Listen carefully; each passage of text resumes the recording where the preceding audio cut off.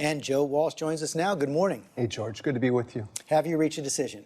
Yes, and it's great to be with you. I'm going to run for president, and I'm happy to be on your show announcing my candidacy. George, no surprise, we've got a guy in the White House who's unfit, completely unfit, to be president. And it stuns me that nobody stepped up. Nobody in the Republican Party stepped up, because I'll tell you what, George, everybody believes in the Republican Party, everybody believes that he's unfit. He lies every time he opens his mouth. You say that. You say everybody believes he's unfit, but one of the things the White House points to, and the president points to often, is just about every poll shows more than 80% support for the president among Republicans. They don't have an alternative. I'll tell you what, George, and look, I'm running because he's unfit. Somebody needs to step up, and there needs to be an alternative. The country is sick of this guy's tantrum. He's a child. Again, the litany, he lies every time he opens his mouth. Look at what's happened this week. The president of the United States is tweeting us into a recession. I can tell you, George, that most of my former colleagues up on the Hill, they agree privately with everything I'm saying. But then how do you explain why they stand behind him so strong? Because they're scared to death. Look, George, this isn't easy to do. I just sat down with you and said, I'm going to run for president. I'm going to challenge this guy.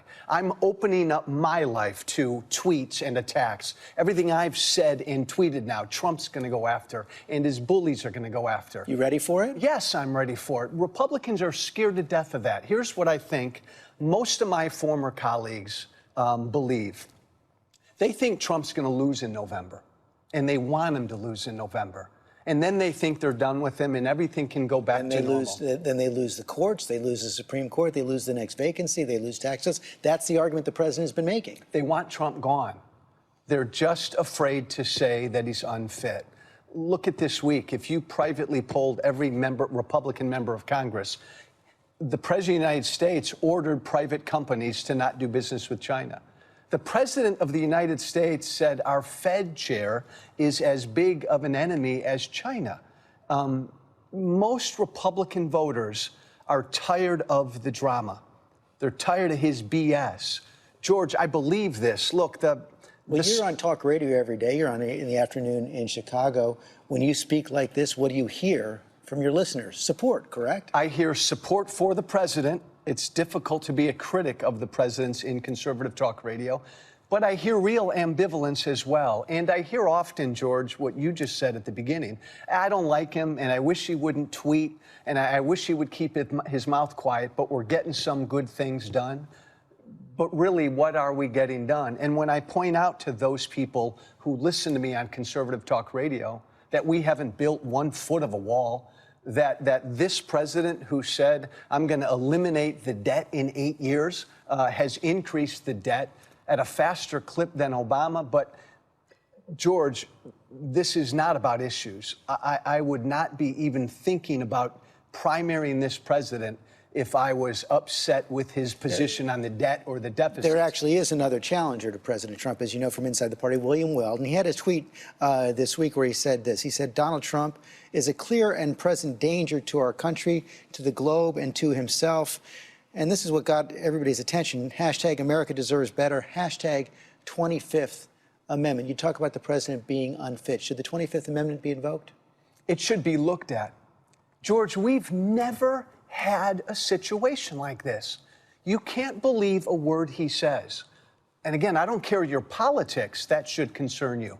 He's nuts. He's erratic. He's cruel. He stokes bigotry. He's incompetent. He doesn't know what he's doing. George, he's a narcissist. Everything he cares about, the only thing he cares about is Trump. He doesn't give a damn about America. He doesn't care about the border. You and I talked before I came on air. He lost me for certain at Helsinki. When the press conference with Putin. Yeah, when the president of the United States stood in front of the world and said, I stand with that guy and not my own people. That's disloyal. That's un-American. His supporters, I think, are tired of this. Our campaign slogan, George, is be brave. Be brave. This is not a difficult thing for me to do. I'm opening up my life. But the bet that my campaign is making, and I'm going to pound Trump every single day, he's a bully and he's a coward, and somebody has to call him out. And I cannot believe nobody in our party's calling him out. But the bet, George, of my campaign is that there are a lot of Republicans who feel like I do.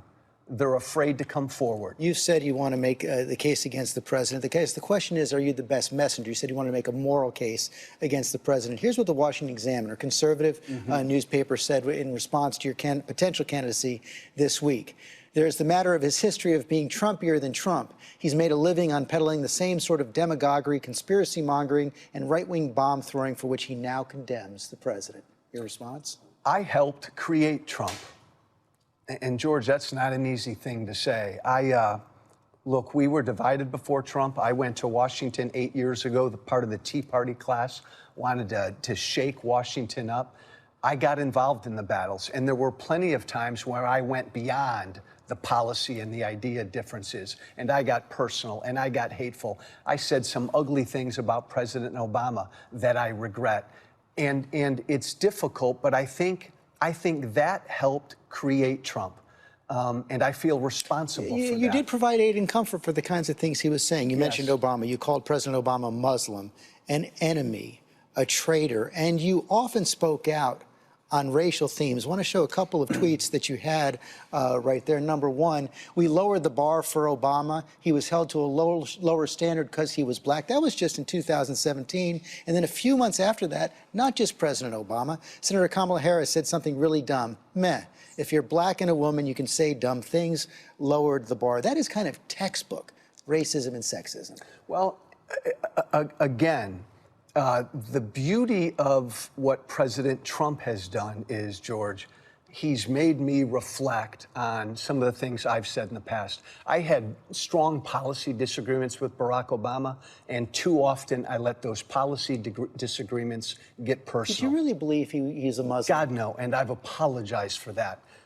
And that's not an easy thing to do, not at all. But think about the contrast, George. Again, I'm bearing my soul with you right now on national TV. We have a guy in the White House who's never apologized for anything he's done or said.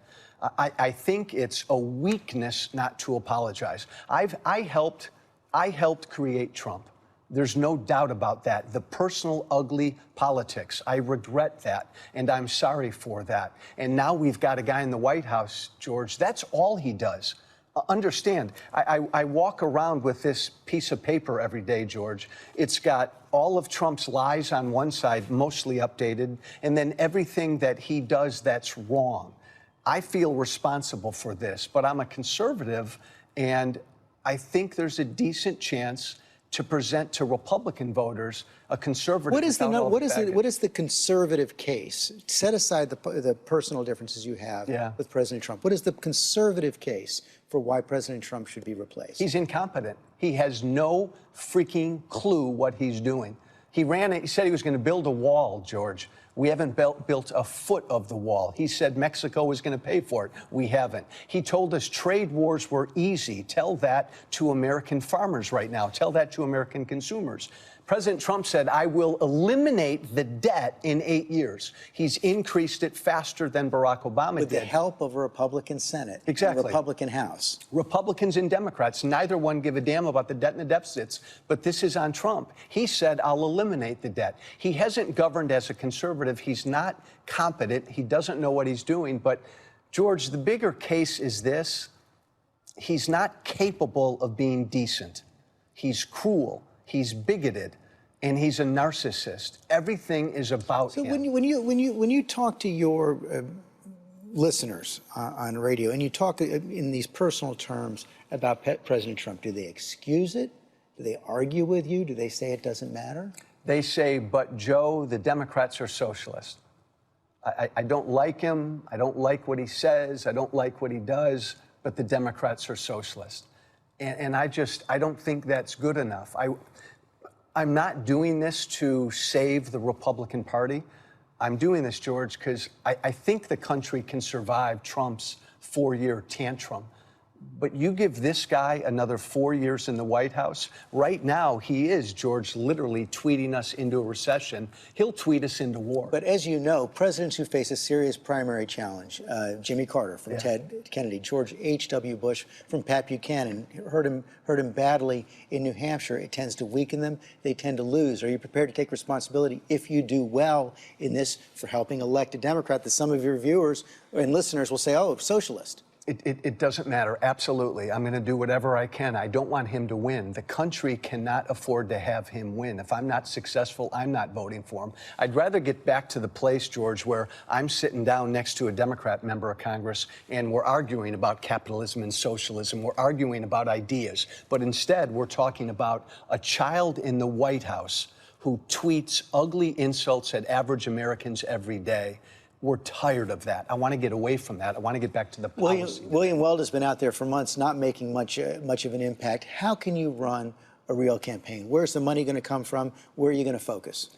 We're going to focus on Iowa and New Hampshire. We're going to be on TV as much as we can. Again, be brave is our campaign slogan.